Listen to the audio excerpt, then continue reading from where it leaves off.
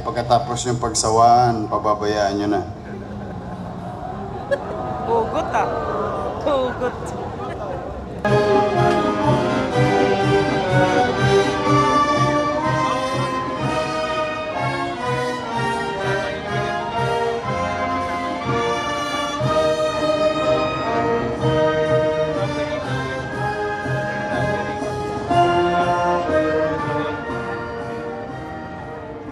Pagbati ng isang magandang umaga mula sa lupon ng pagsusuring veteran. Bigyan niyo po kami ng lakas ng loob at determinasyon na magtrabaho ng may kasipagan at katapatan. Pagkatapos yung pagsawaan, pababayaan nyo na. Hugot ah. Hugot.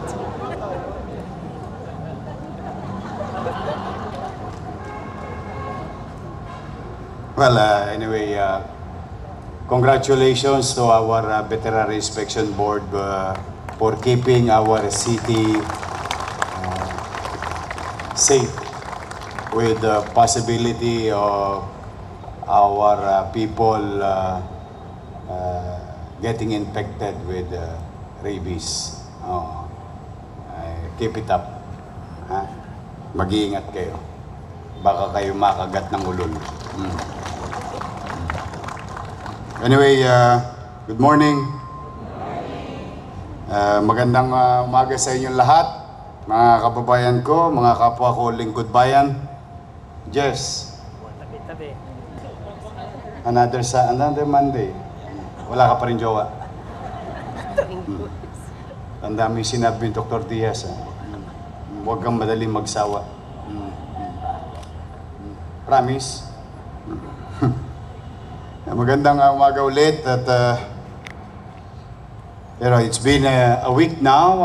We've been very busy trying to come up with on how to cushion the socio-economic impact of these challenges of ours in the world. Now, it's not only in Manila, not only in the Philippines, but generally because of animosities among countries in the Middle East, people in the world, like Manilans, having hard time. Lahat kayo nahihirapan, but kaya kailangan ng gobyerno ay hindi po pwedeng magpahinga. Dapat makaisip ng pamamaraan na paano maibsan yung nararamdaman ng tao, yung hirap, economic challenges ng tao. Paul and I, Jet, our city budget, and of course, Jonathan, we've been discussing things for the past so many days.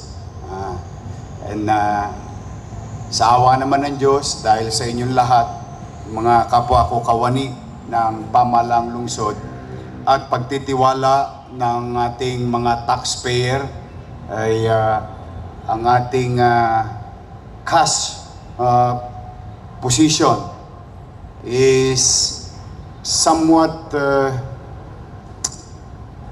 at least the very least is modest, no? Comfortably modest, unlike last year. But still, wala pa rin tayo, hindi pa rin tayo ligtas. We really have to surgically choose or make decisions on what to prioritize in terms of expenditures so that we will achieve our goals and direction to have a better fiscal situation in the city of Manila. And starting today, we will release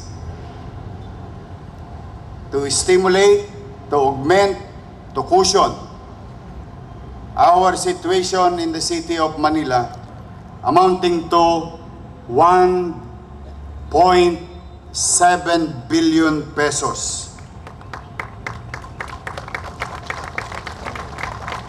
Ito po ay mga bagay na tustusin natin sa darating na mga panahon, obligasyon na darating pa sa mga ibang linggo.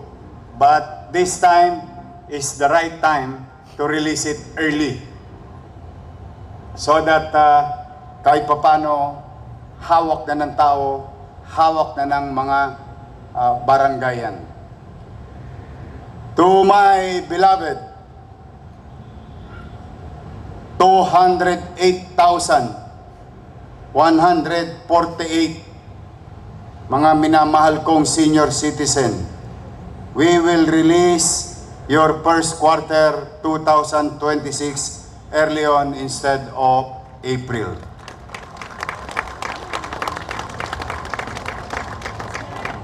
To the solo parent, 17,149.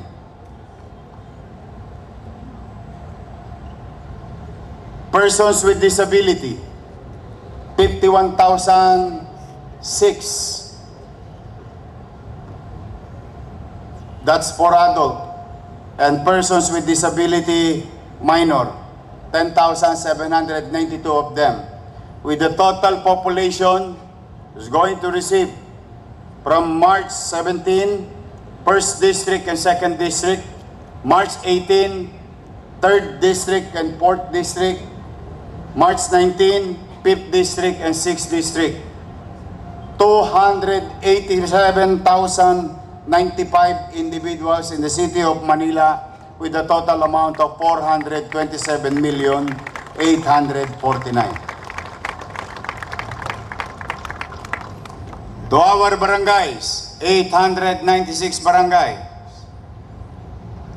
Usually, they will receive this by April, 5 days after the first quarter.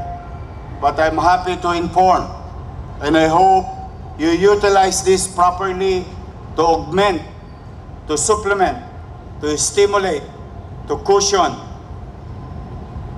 the economic impact of our community members and families in the city of Manila. We are going to release, padala nyo na yung mga treasurer ninyo,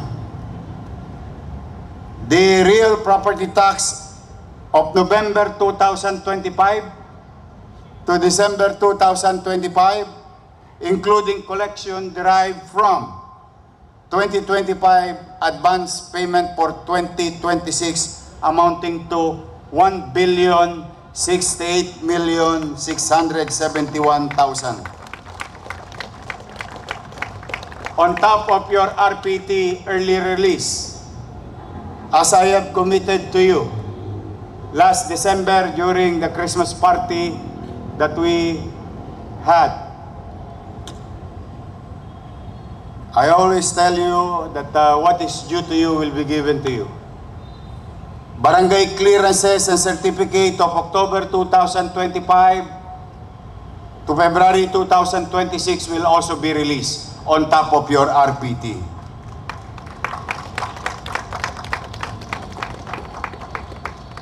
To our students, shout out mga taga UDM.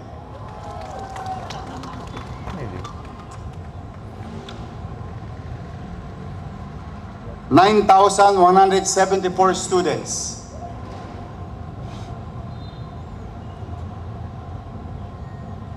To Pamantasan Lungsod ng Maynila, students 7,869 with a total of 17,043 for release on March 16 to March 19.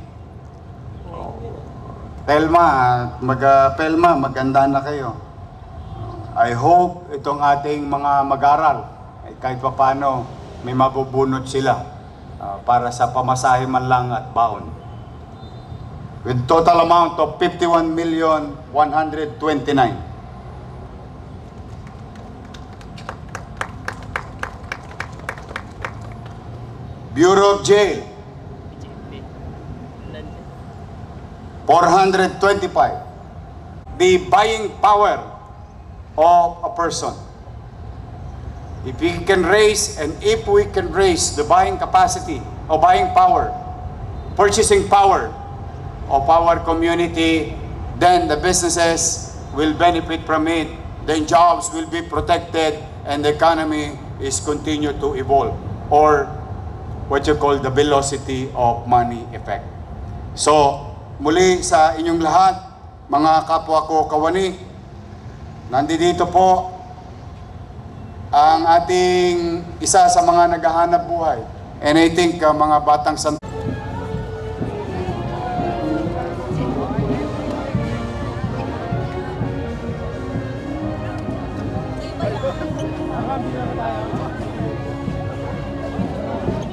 Pupunta ba yung ban? Sir, usap po Pupunta tayo yung dito. ban? Sir. Auto po tayo muna, auto po. Tapos silang photo.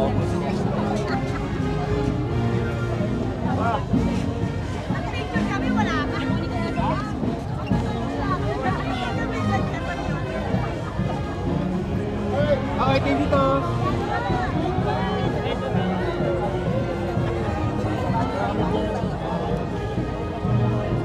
Okay, tayo dito. 1, 2.